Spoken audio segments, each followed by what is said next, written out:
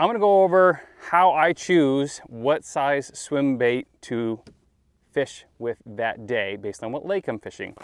We're gonna use the swim bait bag from benditfish.com. So this is a question I get asked all the time, and I actually created this kit or this little bag just for that reason. So this bag comes with 3 different size swim baits, 4.75 inch, a 3 inch, and then it also comes with these little 2 inch guys.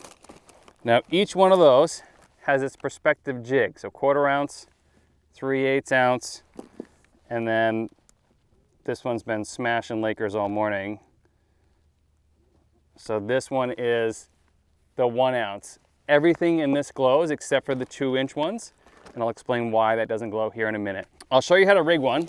Right now we're on Lake Champlain and we're fishing for lake trout in the 25 to 33 inch range. That's the average that I catch them in this lake. Now I don't trophy fish in this lake because there's just so many smaller fish around that it's just a lot more fun. So we're doing a polymer knot with 20-pound Seagar fluorocarbon. We trim our tag off in the boat because fluorocarbon never degrades, never breaks down. And then we're going to take one of those 4.75 inch swim baits, and we're going to do that little measurement system that you guys have seen me do in other videos. So I want to kind of pinch right there back of the J. And since this jig is a little small, we want to go in right there and then push it on those integrated hook keepers. And we want as much of the J as exposed as possible. And we want to leave this whole bag in the sun because this stuff glows in the dark, okay? And I'm going to drop that down there. I'm going to talk about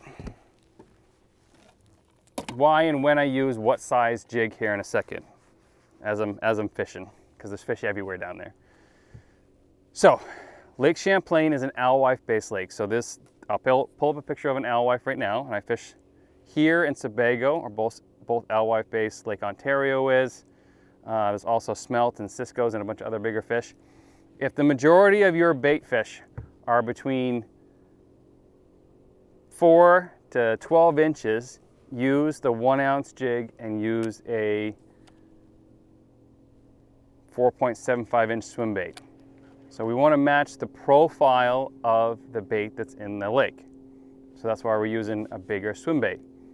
Now, if I was going to fish a smelt lake, like Lake Winnipesaukee, Lake George, Newfound Lake, all lakes that are near me, or even ones in northern upstate New York that are smelt based, I would fish the 3/8 ounce, and a 3 inch, or the 2 inch swim bait. And so I always will start with as big as a bait and as heavy as a bait as I can get away with in my lake. So the heavier it is, the faster it sinks down, the more fish you can usually catch. And especially if you don't have spot lock, you just want to fish something heavy, right? These fish are pretty hungry all the time. That's why I love coming to Lake Champlain. So they don't mind eating a big jig for here. Now, these have 2X strong hooks, same with the 3/0, and then the 1/0 for the 2 inch baits, which is I use for Winnipesaukee and Lake George, has as thick wire as I can get into that mold. So you got to be wary of that. Don't just go buy bass hooks and expect them not to bend out for swim baits. And if you hook a Laker properly and all your gear is set properly, you don't have to worry about bending stuff out. It's when everything goes wrong. Oh, he hit it. He's coming back for it.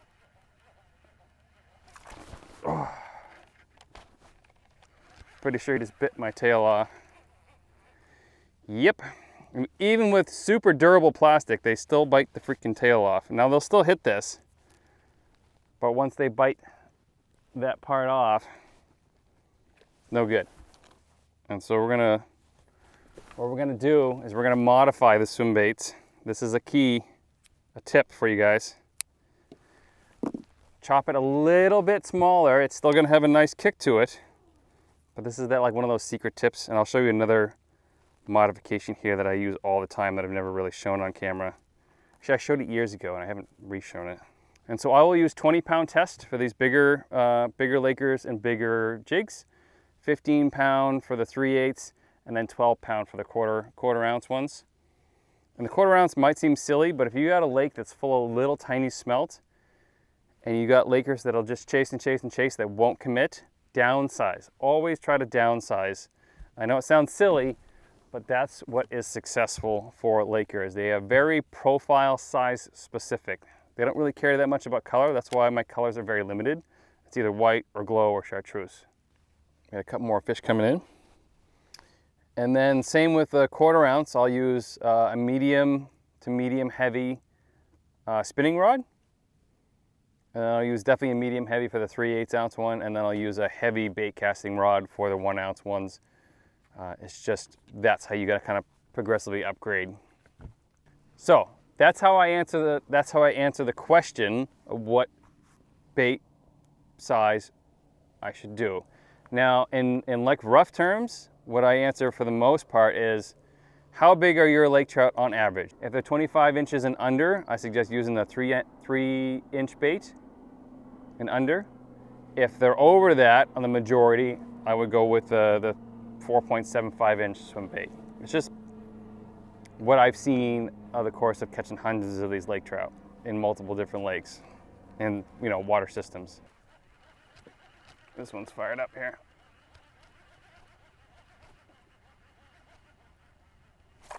Got him right next to the surface.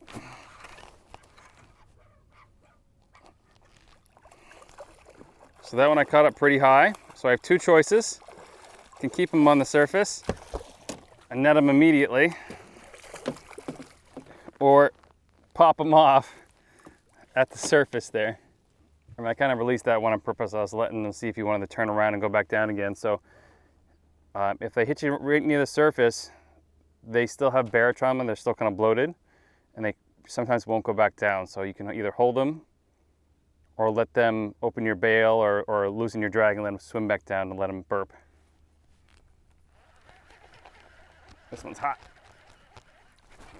Got him.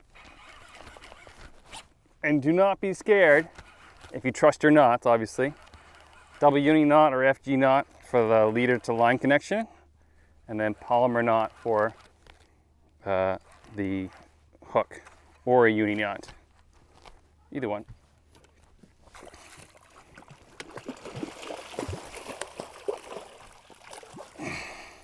There we go. Swim bait right in the face. Nice little chunk. That's the barotrauma that they're outgassing. So there's one bonus tip, is shortening the bait. And then I'm gonna shake this off and I'll show you the other secret sauce. Now this stuff is called Spike It. It is not allowed in most people's boat. It is chartreuse dye. It will get on everything. So I keep it in a Ziploc and I only do it over the edge of the boat. I'm gonna turn this camera. Hopefully do it over the boat here. So my boat's brand new, it has no dye on it yet. I will pour just a little bit on the tail just for a little highlight. And this stuff is made for plastic baits. It's called Spike It. Now, so with everything that I'm saying, there are exceptions to the rules. Just because lake trout can do whatever the heck they want. So a laker will eat something half of its size. I've seen a 40-inch laker with a 20-inch burbot in its mouth. If it fits, it ships, basically. In smelt-based lakes, it takes a long time for a lake trout to get up to the size where it can eat the bigger one, like pretty old, because smelt actually give lake trout a thiamine deficiency. It's called beriberi disease, and don't quote me on the thiamine thing, but it's beriberi disease, which actually stunts their growth, which is why you fish a lot of lakes that smelt based and they're like 20 inches. So you catch a bunch that size, and every once in a while, once a laker makes it over that hump of 20 inches, then they start eating burbot or stock trout or whatever else they can find. Ooh, he frickin' slacklined me. Coming back for it. Oh, it's twice. I'm not paying attention, I'm talking to you guys. So you gotta trust your knots, set that hook multiple times into these fish. You're already hurting them by setting the hook. Play them with the right tackle. So this is a heavy rod. Oh.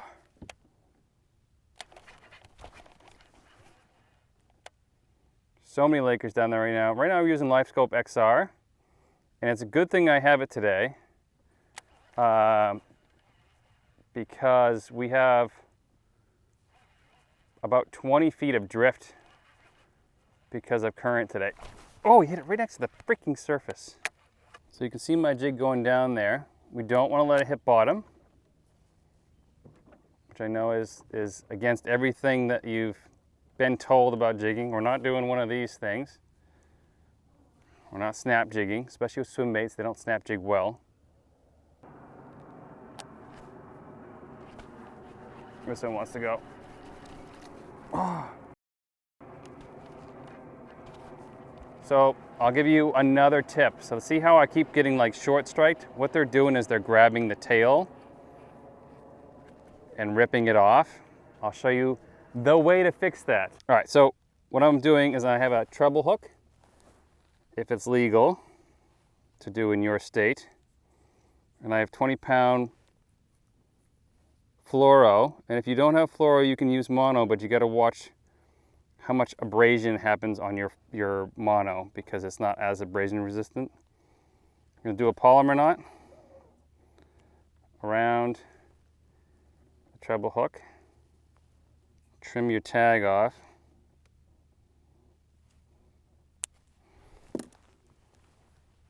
See that? Nice and tight. And that's, I don't know what size that is. It's a size 4 Mustad treble hook. And then what we're gonna do is we're gonna bury this back hook basically right into here like this. See, just like that. And then you can either tie it to the normal spot on your hook, or you can tie it to the back of the J of your hook. And I do that with a uni knot. My length real quick, it's really hard to show this on camera. And then I pull it off. I need to set this down, but it's a uni knot. I suggest tying these at home before you come out.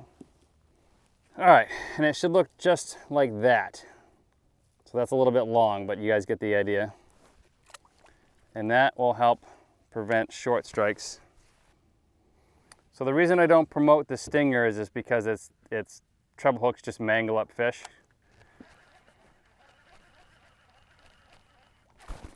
Oh. Got him that time. That's why I missed him the first time.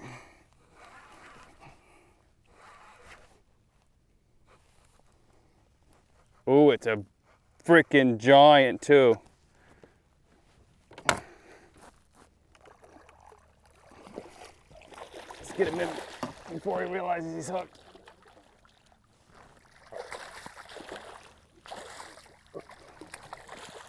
Oh my goodness, it's huge. Whew, look at that. Jeez, that's a freaking giant. Look at how heavy that fish is. And luckily he was not on the stinger.